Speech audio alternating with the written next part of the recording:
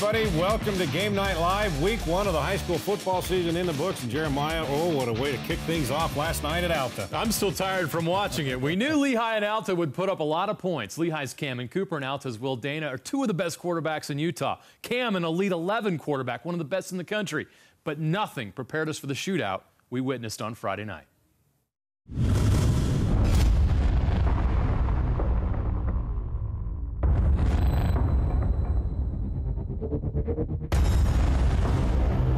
Most of the kids in Lehigh, we grew up with each other, and we know each other, we know our strengths and weaknesses, so I think it's a good opportunity to compete together. A lot of people expect this to be a high-scoring game. What kind of game are you expecting to see? Oh, man. You know what? I'll have you come talk to me after the first quarter. I'll let you know.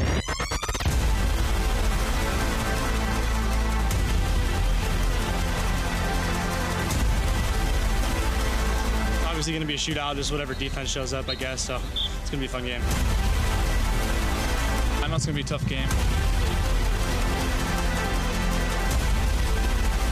It should be a really good game to watch, so. You got to know where you stand early. A lot of people feel like, well, you know what, let's schedule these patsies, let's make sure we get wins. I don't want any false impressions, man. Our guys got to know where they stand right off the bat, and playing good football teams is the only way you can do that. Lehigh and Alta combined for 91 points in 3 quarters. And they were just getting started. Down 10 with 6 minutes left, Lehigh star quarterback Cameron Cooper avoids the rush and finds BYU commit Dallin Holker in the end zone. Cooper's 7th touchdown pass of the game cuts Alta's lead to 3. The Hawks would quickly answer. 1 minute later, Alta's big bruising runner, Tu'uafu, breaks loose, breaks tackles, and rumbles 70 yards for a touchdown.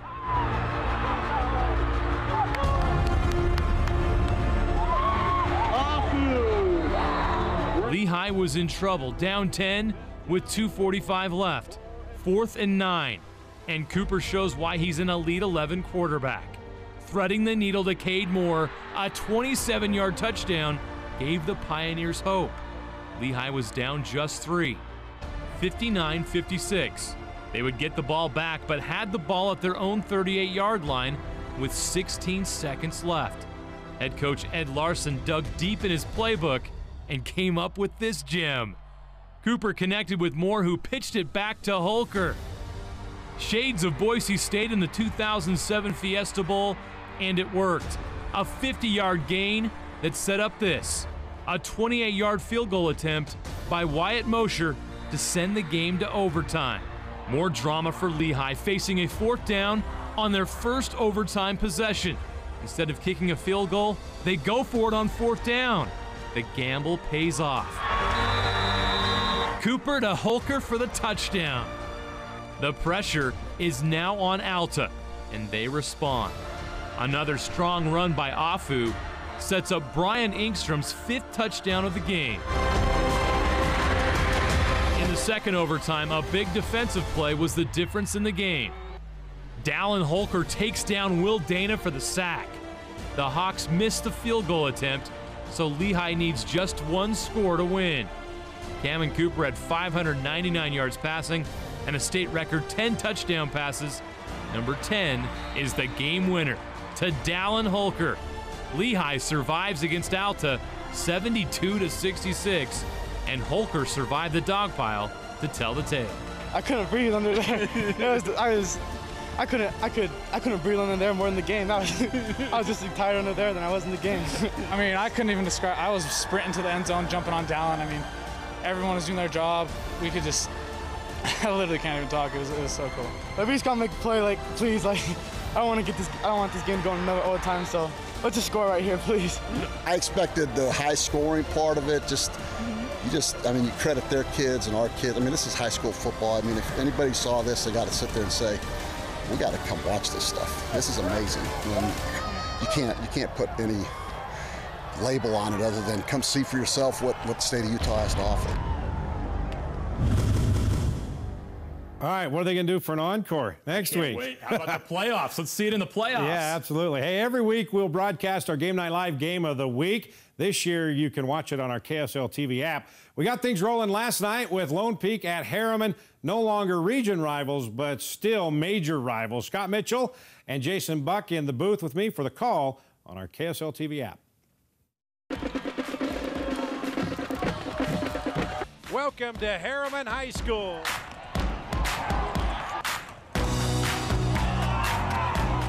That's Kobe Freeman. Freeman still on his feet, down inside the 5, fumbles into the end zone, and I believe Harriman has it. Yes, it's a touchback.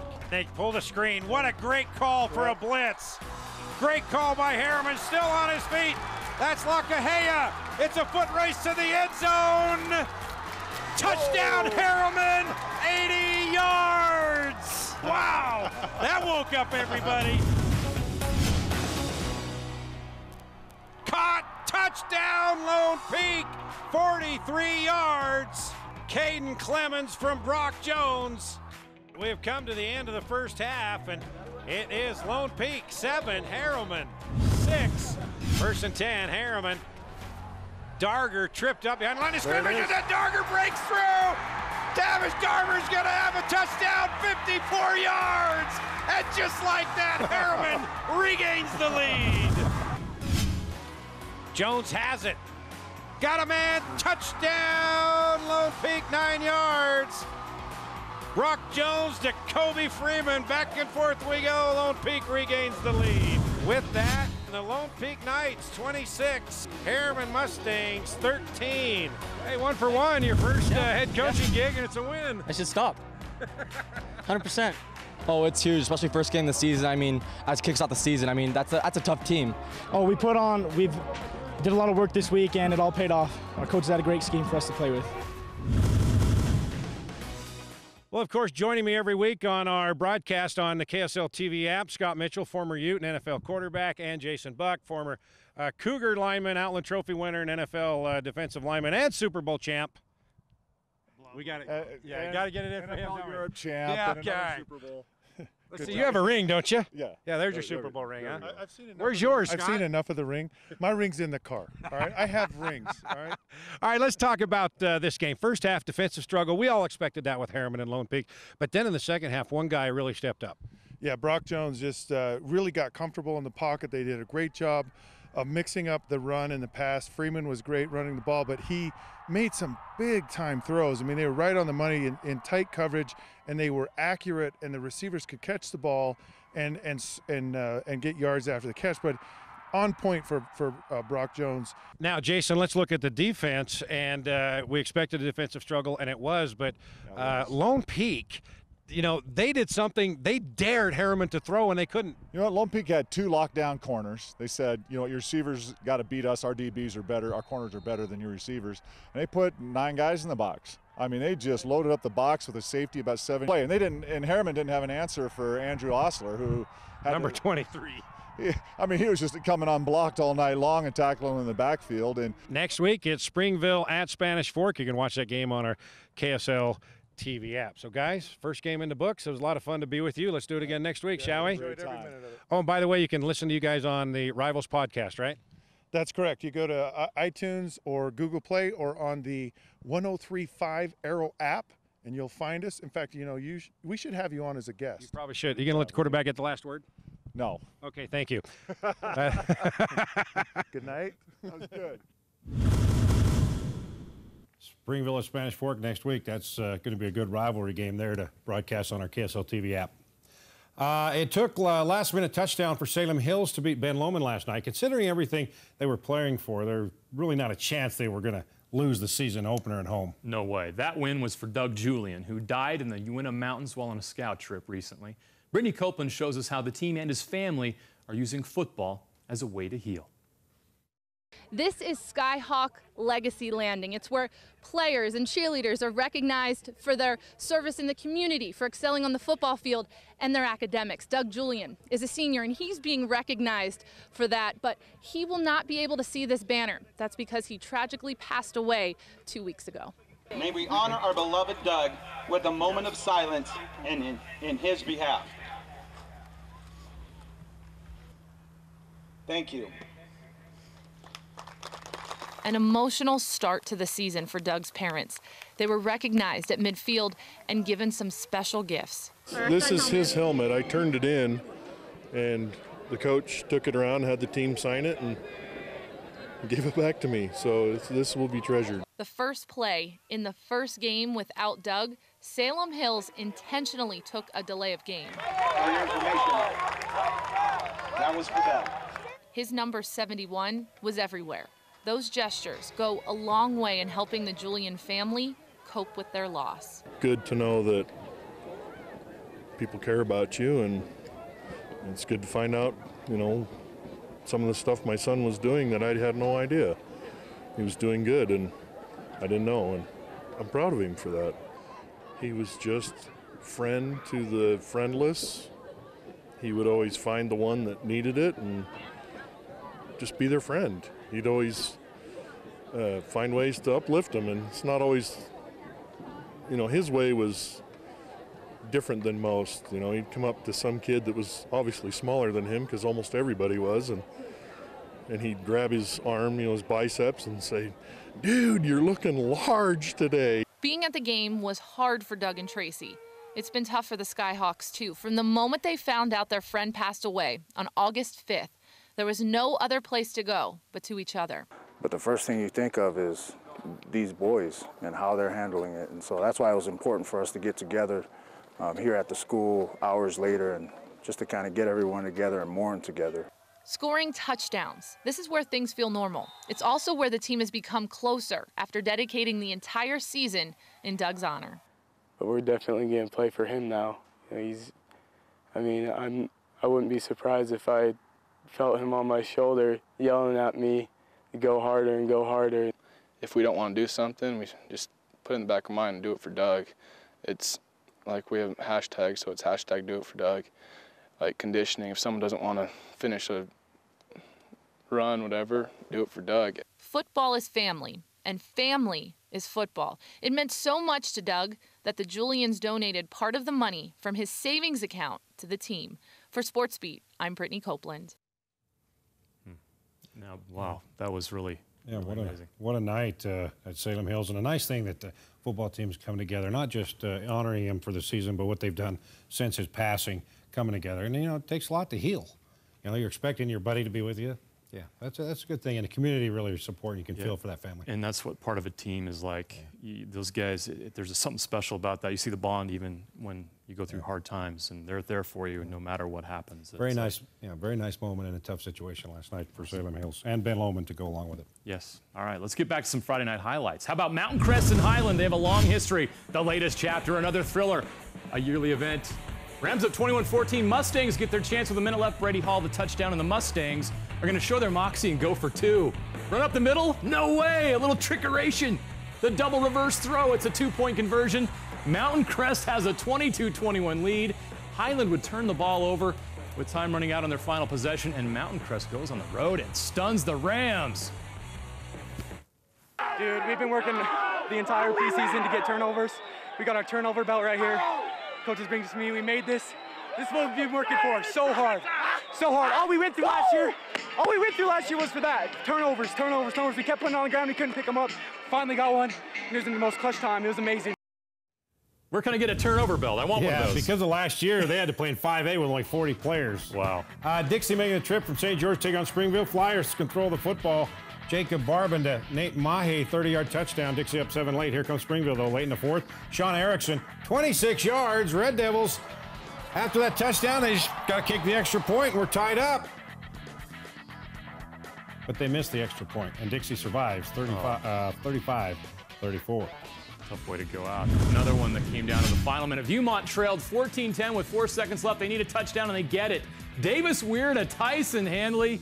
Viewmont rallies for a season-opening win. Now to a matchup of two teams that have made it a habit of making a push for a state championship. Jordan, remaining in Class 5A with realignment, and Desert Hills, D-Hills, the defending 3AA champs. They're now in 4A. They were going at it. This is the most highly recruited player in the state right here, offensive tackle Penny Sewell. Playing despite a shoulder injury that was thought to be season-ending. It was his younger brother, Noah, that's stealing the show for Desert Hills. His first start at quarterback, connects with Brock Perry for a 70-yarder. Jordan has a talented QB well. Crew Wakely back. And he's got himself a nice touchdown run. More from Noah Sewell on the other side. He had 4 rushing touchdowns. This one, it's a longy, 83 yards. Desert Hills led 31-14 with 4 minutes left in the third, but Jordan would come storming back. Wakely with the dart to Connor Hughes. Desert Hills would answer with another great play by Noah Sewell. It would set up another Thunder touchdown. Thunder led 38-21 entering the fourth. Pete Diggers once again coming back. Wakely to Jake Shaver. Touchdown. That would tie the game. Ethan Bolingbrook with the catch. Jordan scores 16 straight in the fourth to force overtime. We go to OT. Thunder striking for Sewell with the touchdown, but the PAT is blocked, so Jordan can win it with a touchdown, an extra point. Wakely. The PAT was low.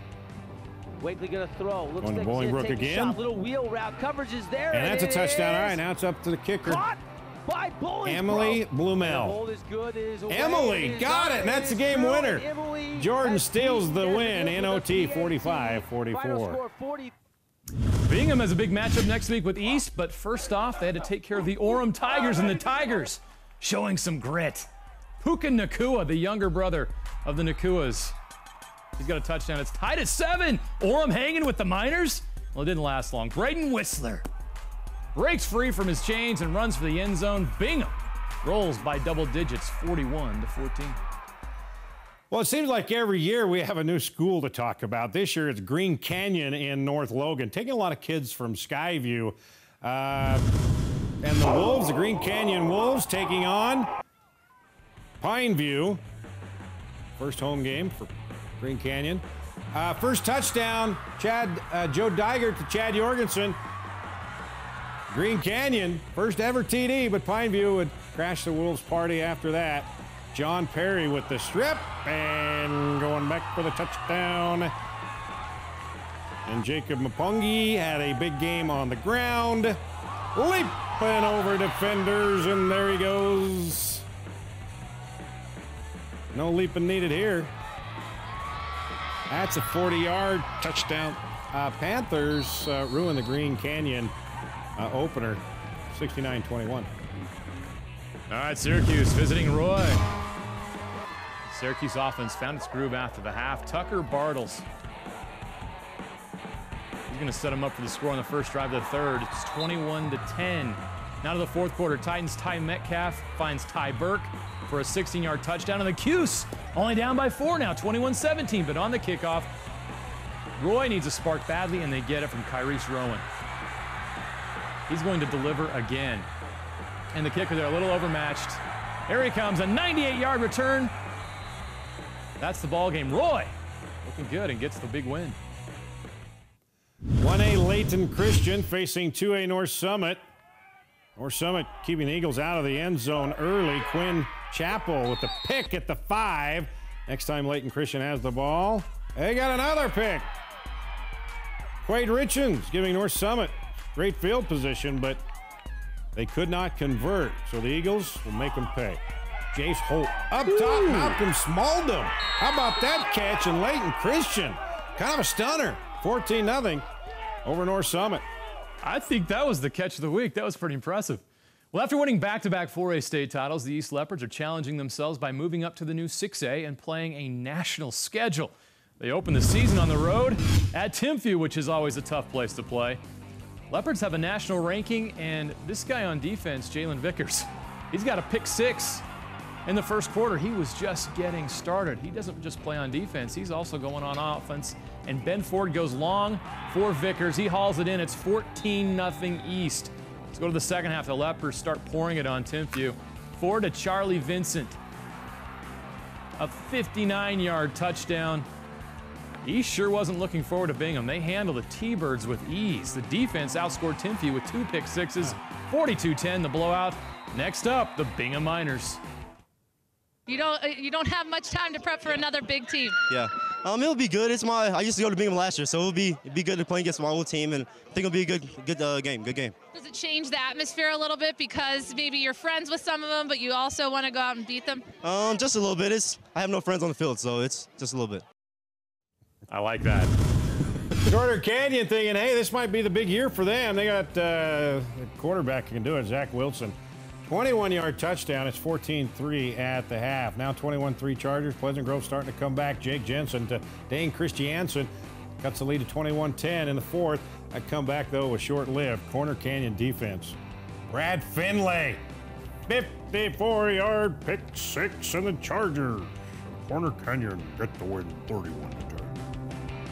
That was intense. Box Elder late, and the Bees installed a new offense this year. Walter Cronkite, you got to work on your Walter Cronkite. And it showed on the first drive. Jeremy Kalakini way deep into the corner to Connor Stevenson, 70-yard touchdown. Now after a latent turnover, Kalakini finds Colton Kapp with an impressive catch. And the Bees would put the hurt to Layton, 39-14, an impressive start to the season by Box Elder. And that's the way it was, August 18th, 2017, the first Friday of the high school football season. You should do this whole lead as Walter Cronkite. Okay. We had plenty of great plays and drama from week one of the high school football season, Jeremiah. Yes, thanks, Walter. What a way to start the season. Let's relive all the best moments in this week's highlight reel.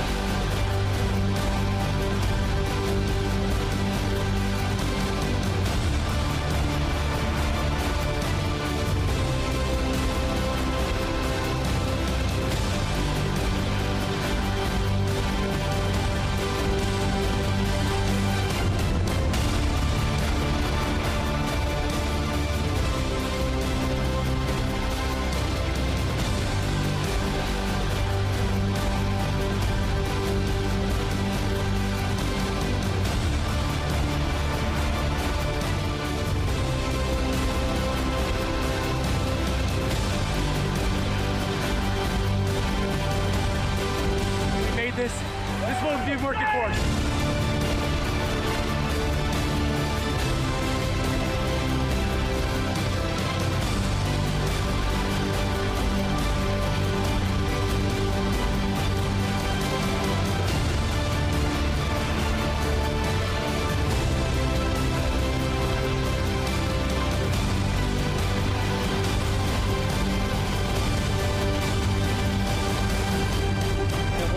It is away, and it is up, and it is true, and Emily has beaten Desert Hills with a PAT. All right. Next Friday, our Game Night Live Game of the Week crew will head to Spanish Fork for an early season rivalry showdown with Springville. Got a lot of rivalry games, Bear River Box Elder being one of those, but you can watch the Red Devils and Dons on our KSL TV app. If you don't have it, just go to the App Store and download it for free. You can catch all of our Game Night Live Game of the Week broadcast on our KSL TV app, right where you're watching this right now. That was a great way to start the season. It was awesome. Let's do it again next week, shall we? Let's do it. Okay. Hey, thanks for watching on our KSL TV app. Just join us more often, will you? See you next week.